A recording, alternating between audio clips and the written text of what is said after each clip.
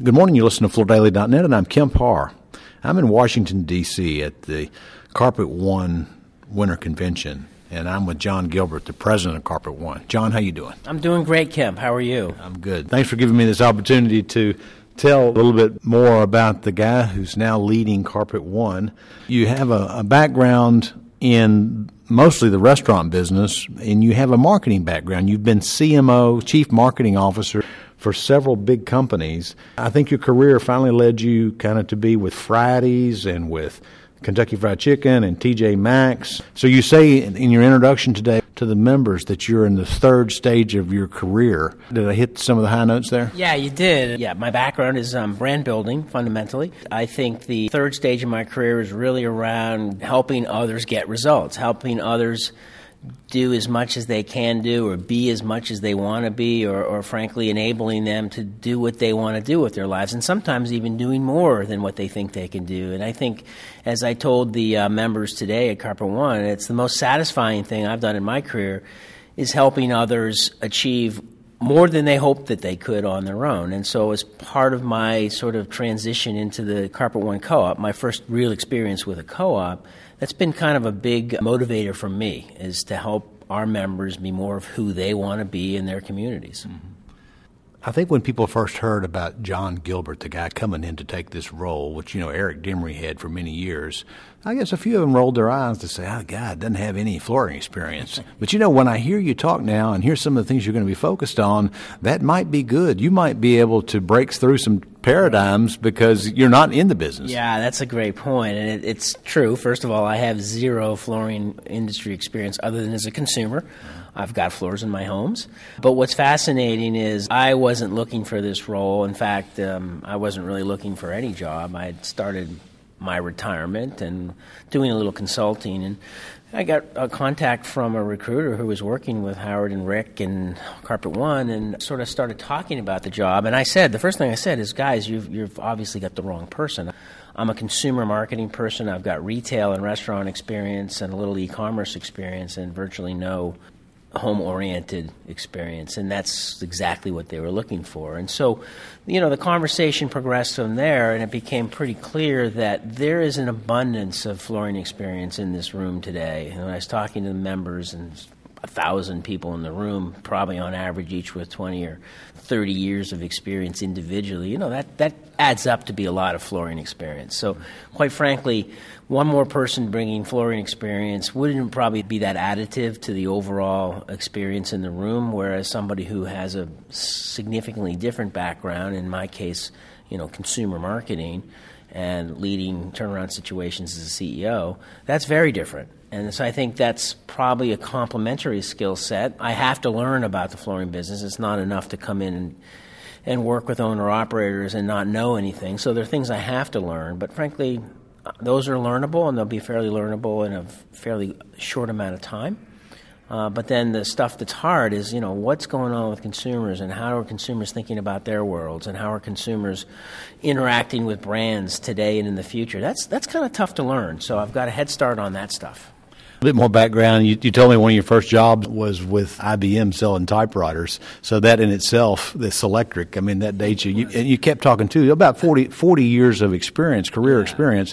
And you've been what they call C-suite jobs, CMO, CEO, a lot of different companies. So like you say, you don't need to work. And so I think it's neat that we have a thinker like you that's in this business. I also need to point out, just looking at you, you look like you're in great shape. So it looks like purely genes. No, I do work out. My wife is a tremendous athlete, and frankly, to keep up with her, I have to work out quite a bit. Otherwise, I'll be left far in the dust. So I do a lot to try and maintain and manage a work-life balance. We have a small farm in Vermont. That is a very physical activity, and all kinds of things you can imagine that go with farming. And the way we do it is purely fruit trees. We're not there full time, so we can't have livestock and that sort of thing. That's a very big part of our lives. And the good news is it's about an hour and a half from the corporate office in New Hampshire, so it works out great. One of the things you pointed out, and I'd like to get into a couple of your messages, is that we really are at maybe a pivot point when we start thinking about the consumer. You were talking about the example of Anheuser-Busch and the 4 taps on the kegs, and the 3 television stations that we used to have, and now we've got to microbeers, and how you're having a lot of success with the small companies. And there's been a consolidation in this business, and now you're saying maybe we're starting to see a turn for strengths there. Oh, no question, Kemp. I mean, I built my career on big brand marketing. I was a CMO for Kentucky Fried Chicken. I probably had $300 million a year that I can spend, and CMO for TGI Fridays and TJX, which is TJ Maxx, Marshalls, Home Goods, global company doing probably $40 billion a year in sales. So I grew up in the sort of big brand marketing space, and frankly has seen the transition that's occurring and has been occurring for probably a decade, maybe, and I call it fragmentation. I'm sure there are better words for it, or better descriptions of it, but it's about big things being broken into little things, and you see it repeated category after category. I was just reading something last week where there are more independent, local, specialist coffee retailers in America, coffee shops, independent, than there were when Starbucks started. So there's something going on, and I think it's that the internet has kind of leveled the playing field in terms of access to small brands. And so that's been a tremendous sort of disruptor to the big brands. So you mentioned a couple of things you're going to focus on the first year, and I've got 5 here. 1's digital, 2's people, 3's product, 4 is local, and 5 is do it now, don't wait, right? Yeah. Let's start with the last one, because I think what happens is people in these kind of events, I've been to conventions a lot in my career, and I've been a participant and a witness, so both sides of the stage, if you will. And I think what happens is people hear things at a convention and they think, okay, I can't wait till that comes to my store. And the reality is our business is 24/7 right now. So we have customers at our stores today while we're out here. And my message there is simply, when you get back to your stores, there's a dozen things you're going to learn here today and tomorrow at our convention. You need to implement those tomorrow. It isn't about waiting. We're going to tell our members that if they respond to a lead within 5 minutes, it's a 300% higher chance of converting that lead to a sale than if they responded to that lead after 15 minutes.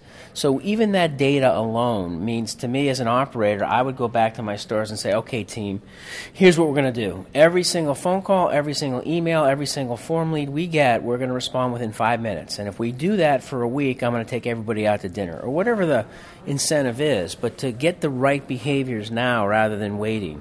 Going to the top, digital, our future as a business is inherently digital. And we're obviously local. And so where we can excel as a brand and as a company is by fusing those two things together in unique and creative ways that, frankly, I don't know what they are today. So we're going to have to find our way forward. But there's a blending or a fusion of the sort of digital local experience.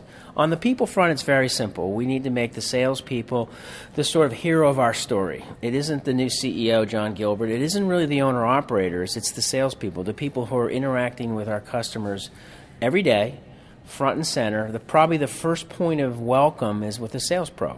And so what do we do to help our sales pros succeed today? We don't really have to wait. And there's a number of tools we talked about in a breakout session that really allow our sales pros to be the hero of our story. The idea of local, what I think is really important is for people to understand that we have tools today that enable our members to be more connected with their local communities, particularly the professional side. So we call it Main Street Commercial. But it's a whole series of tools and characteristics and methods of connecting with the local lawyer, accountant, dentist, doctor to create sales, but then also to create brand advocates for Carpet One at the local level. So those are the big themes we sort of closed with today.